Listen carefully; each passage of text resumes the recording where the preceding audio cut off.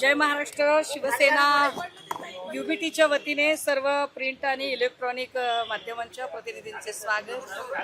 गेल्या महिनाभरापासून पुण्यातल्या बिघडलेल्या कायदा सुव्यवस्थेचा एकूण विचार करता आणि फक्त पुणेच नाही तर पुण्यासोबतच चाकण असेल, अकोला असेल, अमरावती, परतवाडा असेल, या सगळ्याच ठिकाणी ज्या पद्धतीने महिला सुरक्षिततेचा प्रश्न ऐरणीवर आलेला आहे हे सगळं गंभीर आहे, चिंताजनक आहे.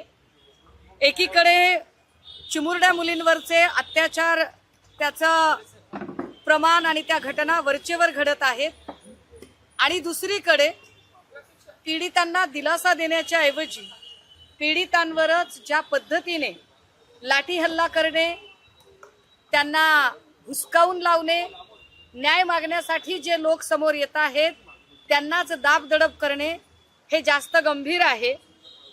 या निमित्ताने एकूण बालकांच्या सुरक्षिततेचा प्रश्न निर्माण झालेला आहे. ज्या वर्किंग वुमन आहेत किंवा जे वर्किंग पॅरेंट आहेत ते आपली मुलं पाळणाघरामध्ये ठेवू शकतात, मात्र जे घरेलू कामगार आहेत, वेठबिगारी मजुरी करणारे, मोलमजुरी करून खाणारे लोक आहेत, ज्यांना कदाचित आपली मुलं पाळणाघरात ठेवणे शक्य नाही आणि ज्यांची मुलं गल्ली किंवा घराशेजारी असणाऱ्या छोट्याशा मैदानांमध्ये कुठे कुठे खेळत आहेत, आता त्यांच्या सुरक्षिततेचा प्रश्न निर्माण झाला आहे. परवा दिवशी महाराष्ट्र सरकारच्या कॅबिनेटमध्ये जो निर्णय झाला त्या कॅबिनेटमध्ये त्यांनी सांगितलं की पेरोलवरती अशा लोकांना सोडलं जाऊ नये. माझा प्रश्न त्याच्या आधीचा आहे, तुम्ही त्यांना पॅरोलवर सोडायचं का नाही ते नंतर बघूया, पण मुळात अशा घटनेतला जो आरोपी आहे त्याला अटकपूर्व जामीन होतोच कसा? कारण परभणी जिल्ह्यातल्या पाथरी तालुक्यातल्या सोनपेठमध्ये 6 वर्ष बालिकेवर शाळेतल्या शिक्षकानेच अत्याचार केले आणि या शिक्षकाला अटकपूर्व जामीन हा सोनपेठच्या पीआयने दिला. मी पुन्हा एकदा ते नमूद करते की परभणी जिल्हा पाथरी तालुका सोनपेठ मधल्या 6 वर्षाच्या बालिकेवर शिक्षकाने अत्याचार केला आणि शिक्षकाला अटकपूर्व जामीन झाला. ही गोष्ट का घडते याचा सरकारने विचार केला पाहिजे. शक्ती कायदा तुम्हाला का मजबूत करायचा नाही आणि अंमलबजावणीत आणायचा नाही?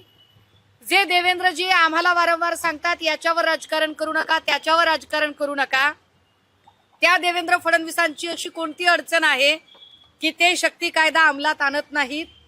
फक्त तो शक्ती कायदा भाजपने केला नाही, महाविकास आघाडीने केलाय आणि महाविकास आघाडीने केलेला कायदा अंमलात आणायचा नाही म्हणून जर तुम्ही आडमुठेपणा करत असाल तर फडणवीस आणि फडणवीसांचं सरकार हे खऱ्या अर्थानं राजकारण करत आहे. महिला आणि मुलींच्या प्रश्नावर संवेदनशीलतेने विचार करण्याच्या ऐवजी ते अशा पद्धतीने राजकारण करत आहेत हे आम्हाला दुर्दैवाने इथं नमूद करावं लागेल. दुसरी गोष्ट अशी की या सगळ्या प्रकरणामध्ये महिला बालकल्याण विकास मंत्री कुठे आहेत? महिला बालहक्क आयोग कुठे आहे? एरवी इलेक्शन काळामध्ये सोकॉल्ड जो महिला बालहक्क आयोग आहे, जो फार हिरिरीने जागा होतो, तो कुठे आहे? गेल्या 1.5-2 महिन्यांपासून महिला आयोगाचं पद रिक्त आहे. हे पद का भरलं जात नाही? अगदी सुनेत्रा वहिनींनी त्यांच्या पक्षातल्या महिलेला द्यावं, आमचं काही म्हणणं नाहीये. तुम्ही तुमच्या पक्षातल्या, तुम्हाला IAS IPS अधिकारी महिला नेमायची नाही ना, हरकत नाही, तुम्ही तुमच्या पक्षातल्या कुणालाही द्या, ती कोण असावी ते तुमचा निर्णय आहे. पण महिला आयोगाचं पद तुम्ही रिक्त कसं काय ठेवू शकता? या सगळ्या महिलांनी दाद मागायला कुठे जायचं? मी मगाशी जे म्हटलं की वर्किंग वुमन किंवा वर्किंग पॅरेंट आपल्या मुलांना पाळणाघरांमध्ये ठेवतात, पण लातूर, अकोला आणि काही ठिकाणावरून अशाही तक्रारी आल्या की पाळणाघरातल्या संचालकांकडून या छोट्या बालिकांवर अत्याचार झाले. पुणे जिल्ह्यात किती पाळणाघर आहेत? या पाळणाघरातले किती पाळणाघर अधिकृत आणि किती अनधिकृत आहेत? काय महिला बालकल्याण मंत्री असणाऱ्या आदिती तटकरे यांनी याचा सर्वे केलेला आहे का? आदिती तटकरे यांनी गेल्या महिनाभरात एक तरी बैठक बालकांच्या हक्कांच्या संबंधाने भरवलेली आहे का? किमान एकदा तरी इथल्या रिमांड होम सुधारगृहामध्ये असणाऱ्या मुलांची स्थिती काय आहे हे जाणून घेण्याचा प्रयत्न आदिती तटकरे यांनी केलेला आहे का? आमचा आदिती तटकरे यांना व्यक्तिशः विरोध असायचं कारण नाही, मात्र तुम्ही ज्या पदावर काम करत आहात त्या पदाशी संबंधित असणारे जर अनेक प्रश्न गेल्या महिनाभरात ऐरणीवर येत असतील आणि त्या प्रश्नांची उत्तरं तुम्हाला शोधता येत नसतील तर आदितीजी तुम्हाला खरंच मंत्री म्हणून घेण्याचा अधिकार आहे का? झेपत नसेल तर राजीनामा द्या. एखादी नागवडे, एखादी सना मलिक सारख्या महिलांना द्या संधी. का खुर्च्या अडवून बसताय? निव्वळ तुमचे वडील एका पक्षाचे अघोषित बादशाह आहेत म्हणून तुम्ही त्या पक्षाशी संबंधित असणाऱ्या ज्या तुमच्या जबाबदाऱ्या आहेत त्या तुम्ही पार पाडणारच नाहीत का? मला वाटतं ते जास्त महत्वाचं आहे. या शहरातल्या एकूण पाळणा घरांमध्ये अधिकृत पाळणा घरं, अनाधिकृत पाळणा घरं, प्ले ग्रुप अधिकृत आणि अनाधिकृत या सगळ्यांमध्ये त्यांचे सर्वे झाले पाहिजेत, त्या सगळ्यांचं ऑडिट झालं पाहिजे आणि या आडून चालणारा सावळा गोंधळ सुद्धा थांबला पाहिजे. विशेषतः पुण्यातला टिळक रोड, हत्ती गणपती चौक हा जो सगळा एरिया आहे हा UPSC MPSCचा हब एरिया आहे. या एरियाजमध्ये अनेक ठिकाणी मुलींना कॉट बेसिसवर जागा दिल्या जातात. या ज्या कॉट बेसिसवर जागा दिल्या जातात त्यातल्या कित्येक हॉस्टेल म्हणून घेणारे जे काही 1 BHK 2 BHK फ्लॅट सिस्टीम आहे त्यांचे रजिस्ट्रेशन्स अजिबात नाहीत. या ठिकाणी जर चुकीचा प्रकार घडला तर त्याला जबाबदार कोण? आदिती तटकरे या संबंधाने जाग्या होणार आहेत का? या UPSC MPSC हब एरियामध्ये जे काही अनाधिकृत हॉस्टेल्सच्या नावाखाली स्वतःचे 1 BHK 2 BHK किंवा पेइंग गेस्ट पद्धतीने जे कॉट बेसिस दिले जातात यातनं जर चुकीचे प्रकार घडले तर याला जबाबदार कोण? मला वाटतं यावर बोललं पाहिजे. तिकडे मुंबईच्या महापौर रितू तावडे, मला वाटतं त्या महापौर कमी आणि मुख्यमंत्री जास्त होऊ पाहत आहेत. त्या कदाचित हे सांगू पाहत आहेत की देवेंद्र फडणवीसांना एवढं कळत नाही जेवढं मला कळतंय आणि त्या मुंबईमधले किती बांगलादेशी काय काय या गोष्टींवरती फार बोलत आहेत. मला वाटतं रितू तावडेजी तुम्ही जरा मुंबईतले गटर मीटर वॉटर बघा किंवा मग एकदा जाहीर करा की फडणवीसांना काहीच कळत नाही म्हणून मला या प्रश्नांकडे लक्ष द्यावं लागतंय. ज्या अर्थी रितू तावडे पुन्हा पुन्हा या सगळ्या लोकांचे प्रश्न उपस्थित करतायत त्या अर्थी रितू तावडे फडणवीसांच्या एकूण अकार्यक्षम कार्यपद्धतीवर प्रश्नचिन्ह उपस्थित करतायत. तर त्याकडे त्या जरा लक्ष देतील अशी आमची अपेक्षा आहे. नाले सफाईवरून मित्र पक्षामध्ये वाद झालेला पाहिला. कशावर? नाले सफाईवर म्हणजे महापौरांनी आधी पाणी केली, आता संजय गाडे यांनी सुद्धा पाणी केली. नाही, हे बघा, शिंदे आणि फडणवीस यांच्यामधला कोल्ड वॉर आता काही लपून राहिलेला नाही. त्यामुळे रितू तावडेंनी केलेलं काम हे शिंदे गटाच्या संजय घाडेंनी तपासून पुन्हा त्याच्यावरती एक अधिकची कडी करणं हे फारच स्वाभाविक आहे.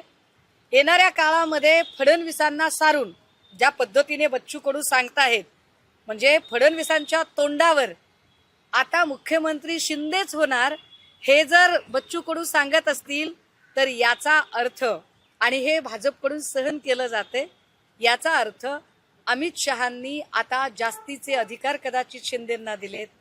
कदाचित अमित शहांना आता फडणवीस नकोच आहेत आणि त्यामुळे या सगळ्या कुरघोड्यांचं राजकारण आहे. त्यांचं कुरघोड्याचं राजकारण त्यांना लखलाभ. पण या सगळ्या दोघांच्या राजकारणामध्ये जनतेच्या सर्वसामान्य प्रश्नांकडे दुर्लक्ष होता कामा नये ही आमची भूमिका आहे.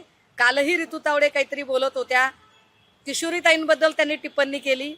रितू तावडेजी तुम्हाला जरा बोलायची एकदा प्रॅक्टिस करावी लागेल. कृपया भाजपच्या प्रशिक्षण शिबिरामध्ये ऍडमिशन घ्या. नाही जमलं तर रामभाऊ म्हाळंगी प्रबोधिनीमध्ये या, तिथे काही गोष्टी शिका. कारण तुम्ही स्टेटमेंट देताना तुम्ही विरोधकांवर कमी सत्ताधाऱ्यांना जास्त अडचणीत आणणारे तुमचे स्टेटमेंट चालू आहेत. मला आनंद आहे की तुम्ही किशोरीताईंना ममता बॅनर्जी यांच्या बरोबरीने नेलत. आम्हाला खूपच आनंद आहे कारण किशोरीताई याचा अर्थ असा आहे की किशोरीताईंमध्ये महाराष्ट्राचा मुख्यमंत्री होण्याची धमक आहे हे रितू तावडे स्वतः मान्य करतायत असा त्याचा अर्थ. मुख्यमंत्र्यांच्या नागपूरमध्ये नाईक तहसीलदारांवर वाळू माफियांनी हल्ला केलेला, GCP अंगावर टाकलेला, त्यांना फरफटत नाही. त्याच्यात नवल ते काय? मुळात जिथं मुख्यमंत्री आणि गृहमंत्री एकच व्यक्ती आहे, बघा, महाविकास आघाडीला नावं ठेवणाऱ्या लोकांनी हे जरा समजून घ्यावं. महाविकास आघाडीमध्ये मुख्यमंत्र्यांनी स्वतःकडे अर्बन डेव्हलपमेंटचं खातं ठेवलं नव्हतं. नगर विकास मंत्री खातं शिंदेकडे दिलं होतं, तर गृह खातं राष्ट्रवादीकडे होतं. पण आता परिस्थिती अशी आहे की सगळी सत्ता माझ्याच हातात असली पाहिजे असं सातत्याने फडणवीसांना वाटतं. गृह खातं मुख्यमंत्र्यांकडे, तर अर्बन डेव्हलपमेंट उपमुख्यमंत्र्यांकडे, आणि त्यामुळे जे काही घडेल ते सगळं बेकायदेशीर घडताना पोलिसांनी फक्त बघ्याची भूमिका घ्यायची, पोलिसांना अधिकारच द्यायचे नाही. त्यातनं ह्या घटना घडणं स्वाभाविक आहे. पण तहसीलदारांवर अशी जर घटना घडत असेल तर त्या खात्याचे पालक म्हणून बावनकुळे नेमकं काय करताहेत? बावनकुळे बिझी आहेत का?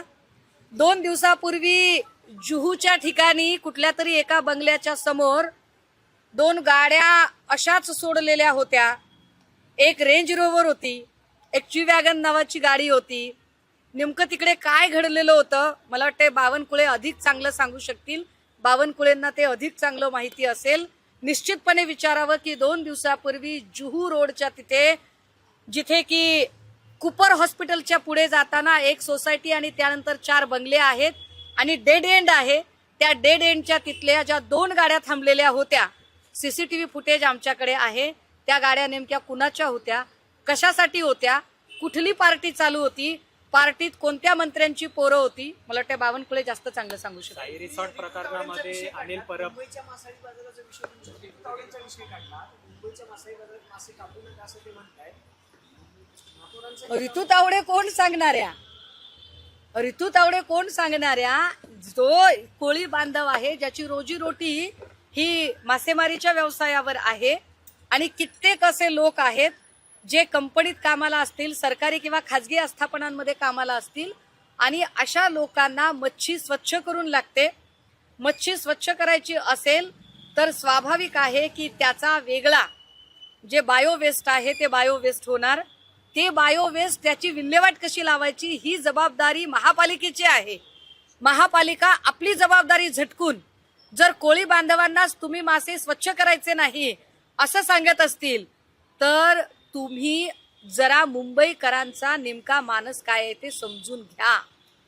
मुंबईकरांनी जे तुम्हाला आत्ता महापौर पदावर बसवलंय त्याचा त्यांना पश्चाताप होऊ नये याची काळजी मला वाटते ऋतू तावडे घेतील. नाहीतर मुंबईकरांना असं वाटू नये की फॉर चेंज म्हणून आम्ही भाजपला बसवलेलं होतं, पण भाजप तर अतिशय कुचकामी निघाली आणि शिवसेनेने जी वारंवार जी वर्षानुवर्ष भूमिका घेतली होती ती अधिक चांगली होती. साई रिसॉर्ट प्रकरणात अनिल परब यांना क्लीन चिट म्हणजे निर्दोष मुक्तता झालेली आहे. किरीट सोमय्या यांनी हे आरोप करताना अगदी रश्मी ठाकरे यांच्यापर्यंत हे सगळे आरोप केलेले होते.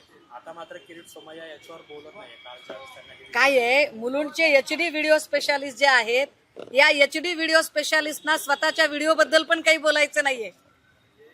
ज्या स्वतःच्या व्हिडिओज बद्दल त्यांनी अब्रू नुकसानीचा दावा टाकला होता व्हिडिओ प्रसारित करणाऱ्यांवर, त्याच्याबद्दल काय म्हणणं आहे किरीट सोमय्यांचं? सोमय्या, ते व्हिडिओ खरे की खोटे? मुंबई पोलिसांनी तरी ते व्हिडिओ खरे आहेत असं सांगितलं होतं, त्यावर तुमचं काय म्हणणं आहे?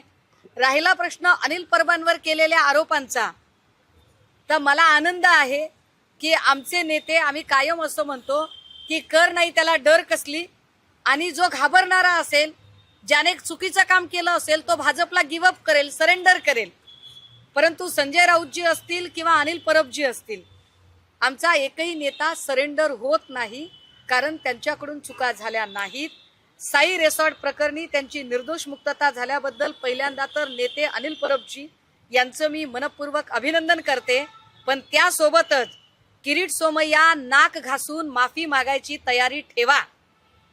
दर वेळेला तोंडघशी पडताय तुम्ही. ज्यांच्यावर आरोप केले त्यातले अर्ध्यापेक्षा जास्त लोक भाजपमध्ये गेल्यानंतर तुम्ही गपगार बसलेले आहात.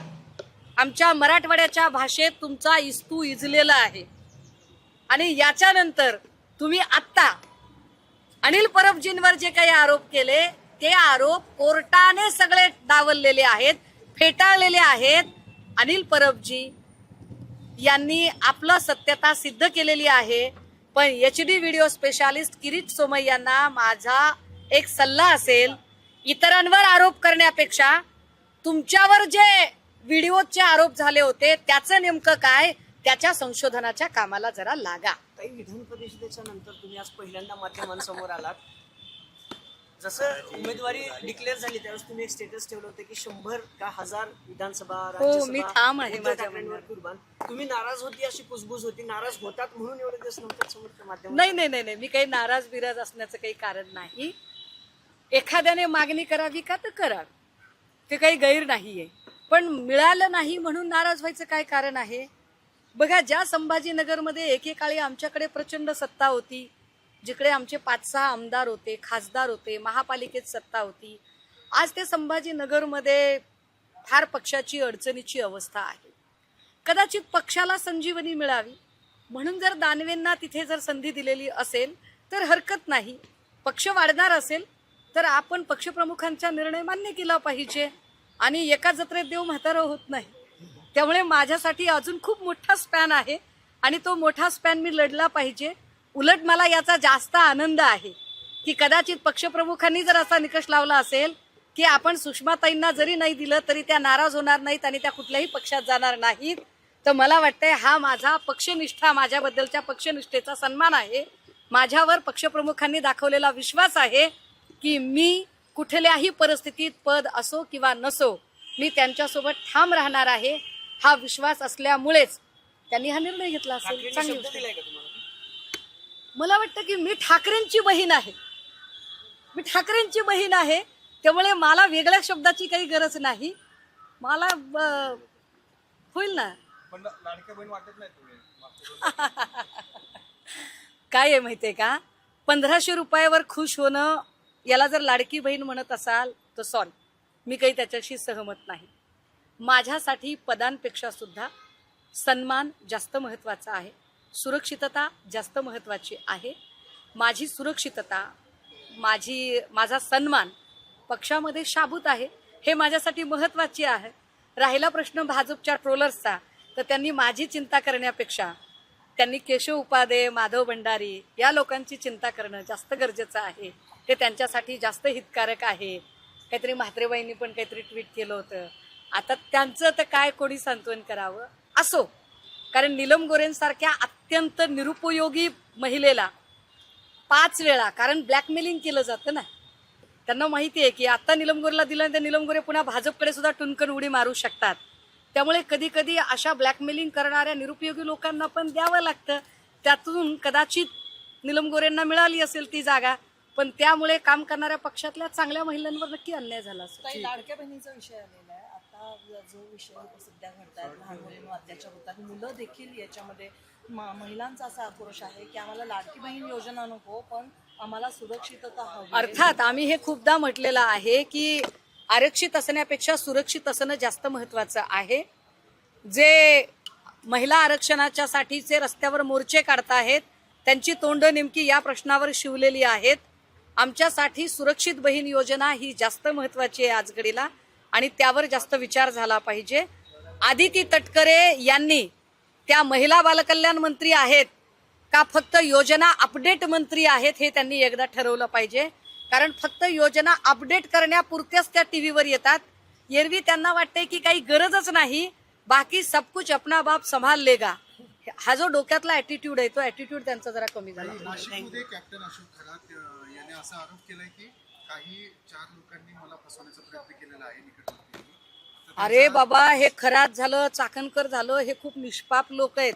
हे खूप म्हणजे काय सांगायचं आता, हे खूपच निष्पाप, खूप भोळे भाबडे, अत्यंत सश्रद्ध लोक आहेत. कारण चाकणकर बाई पण म्हणतायत की माझं पॅन कार्ड वगैरे मी काहीतरी धार्मिक कामासाठी दिलं.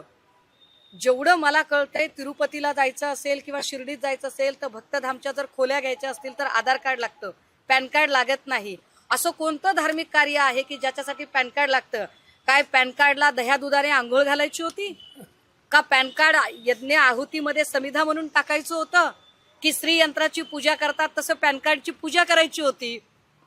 पण हे चाकणकर असतील, हे खरात असतील, हे सगळे इतके कोडगे आणि निगरगट्ट आहेत की यांना स्वतःला खात्री वाटते की काही झालं तरी राजकीय नेते आम्हाला वाचवतील. राजकीय नेत्यांचा वरदहस्त आहे. नुसतीच कस्टडी पे कस्टडी, हे जे सगळं नाट्य चाललेलं आहे हे मोठं मनोरंजक काल आहे. प्रतिभा चाकणकर यांची ईडीमध्ये चौकशी झालेली आहे त्या संदर्भात अहो, प्रतिभा चाकणकरांची चौकशी करताय, पण मला काय म्हणायचंय, चाकणकरांकडे कदाचित प्रतिभा चाकणकरांकडे त्या सागरातली एक बादली असेल, अख्खा सागर ज्या रुपाली चाकणकरांकडे आहे त्यांचं काय? त्यामुळे प्रतिभा चाकणकरांची चौकशी करायची आणि प्रतिभा चाकणकरांनी स्वतःची सोडवणूक करण्या इतका वेळ रुपाली चाकणकरांना द्यायचा, हे जे नियोजन आहे ते फारच सूत्रबद्ध वाटते. कमाल आहे त्याची.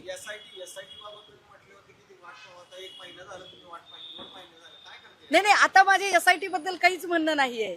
उलट मला असं वाटतं होतं की परतवाडा प्रकरणात पुन्हा SIT स्पेशालिस्ट म्हणून तेजस्विनी सातपुतेंनाच आणतात की काय, पण बरं झालं तिथे अजून एक जरा वेगळं नाव आलं ते. परंतु आता SIT बिसायटीवर आपण काही फार विश्वास ठेवावा अशी अजिबातच परिस्थिती राहिलेली नाही. सरकारला फक्त हे प्रकरण लोकांच्या स्मरणातनं कसं हळूहळू हळूहळू बाजूला नेता येईल याचा प्रयत्न चालू आहे. फक्त कस्टड्या चालू आहेत, पण अजूनही ललित पोफळे, तो नामकर्ण आणि रुपाली चाकणकर यांना अजूनही ताब्यात घेतलं नाही. रुपाली चाकणकरांना अजूनही ताब्यात घेतलं जात नाही. याचा अर्थ रुपाली चाकणकरांचा राजकीय प्रभाव, चमत्कार जे काही आहे ते अजून तसंच आहे.